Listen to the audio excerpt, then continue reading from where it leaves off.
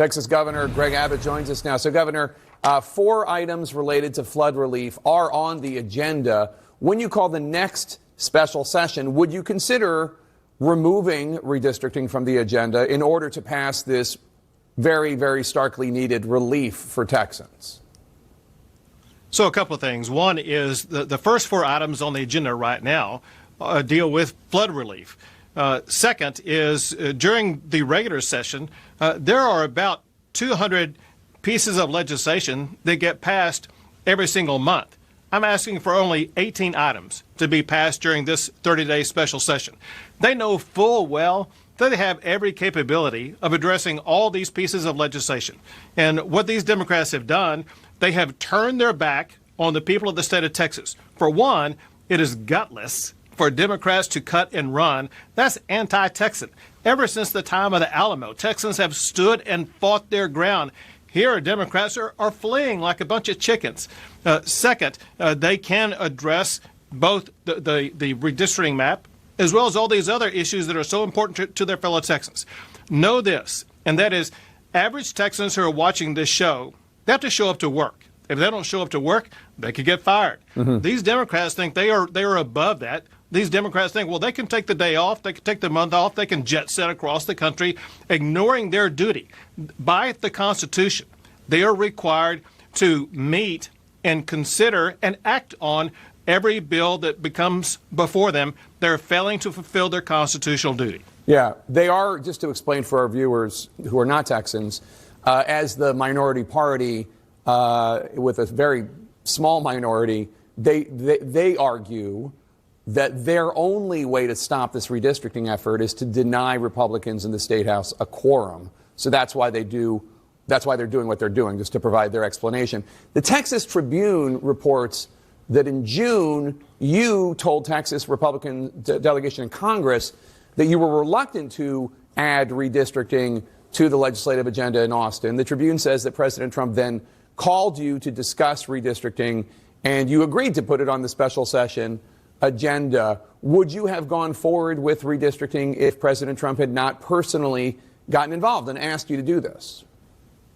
To be clear, Jake, this is something that I've been interested in for a long time. First of all, I've been involved in redistricting litigation for more than 20 years now. Second, one thing that spurred all of this is a federal court decision that came out last year. By the way, a case that was filed by Democrats. The federal court decision that came out last year said that Texas is no longer required to have coalition districts. And as a result, we had drawn maps with coalition districts in it. Now we wanted to remove those coalition districts and draw them in ways that, in fact, turned out to provide more seats for Hispanics.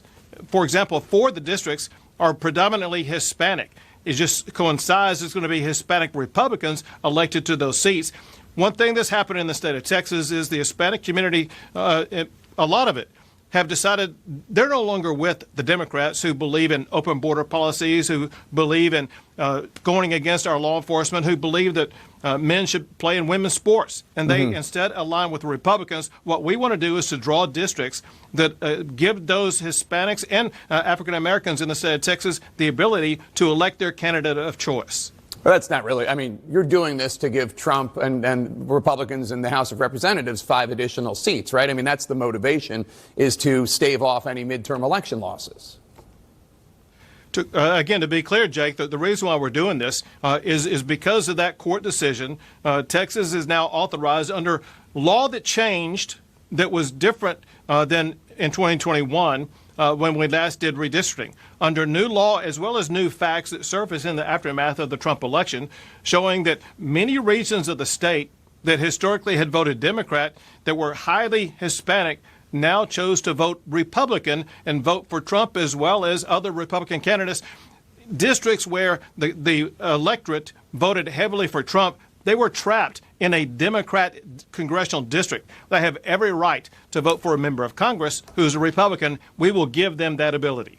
The law is pretty clear that state legislators in Texas denying the majority party a quorum can be fined and can even be arrested. But now you and your administration are taking the unusual step of asking for Democratic leader Jean Wu, who we played a clip from a little while ago, to be actually removed from office. What gives you the right to override the will of his voters who elected him? So I think the will of the people who elected him are not being met right now. The people who elected him, as well as the other Democrats who've run from their duty, they didn't elect them to run off to Illinois. They elected them to go to Austin, Texas, and cast votes as required by the Constitution. What I have the authority to do as governor is to require these members of the legislature to follow the Constitution, which is very clear on its face, where it says that these legislators must act on bills before them. They're refusing to perform their constitutional duty, and that's exactly why I filed that lawsuit in the Texas Supreme Court, and the Texas Supreme Court has required Gene Wu to respond to that, and the Texas Supreme Court is considering that right now. And what I'm seeking to do in that case is to have Gene Wu removed from office for failing to perform his constitutional requirement. So your state had a Congresswoman, Kay Granger, who tragically developed dementia, and then in the middle of her, I guess, second year in office, in her final term, she and her family just checked her into a dementia center in Texas, and nobody represented that congressional district for like 6 to 8 months or something. And I don't recall you saying anything then. Well, I have the authority to apply the Texas Constitution to these members of the Texas House of Representatives. With regard to members of Congress, that's going to be up to the congressional delegation and to the federal laws of which the state would have no control over. What I do have control over, Jake, is what we're dealing with right now. Yeah. And that is, I called a special session, I put items on the agenda, and by Texas law, those runaway Democrats are required to act on that agenda. They're failing to do their duty, so there's a violation of state law that allows me to seek the removal of those who've abdicated their responsibility. Let's play this out.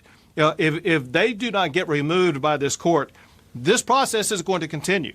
I'm going to call special session after special session after special session. They could remain in hiding for literally years, tying the hands of the state of Texas from performing essential government needs. That cannot be allowed, and that's exactly why I should prevail in my lawsuit to have this Democrat removed from office, because they are denying Texas the ability to conduct business. I mean, not entirely, though, right? Because, I mean, there are filing deadlines for candidates in September and November, and then in March, of course, would be the primaries in Texas. So they really, I mean, I'm not advocating this, but they really only need to wait you out until the fall. Yeah. Sorry, Jake, that's not the case. Because I can call a special session at any time to have these districts redrawn. And even if we get to and beyond the filing deadline, we are still going to redraw these maps. And before we've done this, what we can do again, and that is have two different elections, one for all the other candidates on the ballot, one for members of Congress. And that's exactly what we'll do this time. If they think all they have to do is wait it out until November, December, they're wrong. I'm going to do this for the next 2 years, and they're going to have to basically take up residency in Illinois. They may as well start voting in Illinois. Well, let me ask you just this final question, sir, as a bigger picture item, which is, what's unusual about this is that you're attempting to do it in 2025, as opposed to waiting till the end of the decade, as normally is when the redistricting takes place. You've explained the Supreme Court decision that led you to do this. But what's going on, obviously, is not happening in Texas, is not happening in a vacuum. We have Democrats in California and New York and other states saying, well, if Governor Abbott does this in Texas, we're going to add 5 Democratic seats. Are you not worried at all about a redistricting, gerrymandering arms race going on? And theoretically, is it not just better for voters to be picking their politicians instead of politicians to be picking their voters through gerrymandering? Well, to be clear, listen, all those big blue states, they've already gerrymandered. Look at the map of Illinois. Look at the map of California, New York, and Massachusetts, and so many other blue states. They gerrymandered a long time ago. They got nothing left with regard to what they can do. And know this, if California tries to gerrymander 5 more districts, listen, Texas has the ability to eliminate 10 Democrats in our state. We can play that game more than they can because they have fewer Republican districts in their states. Texas Governor Greg Abbott.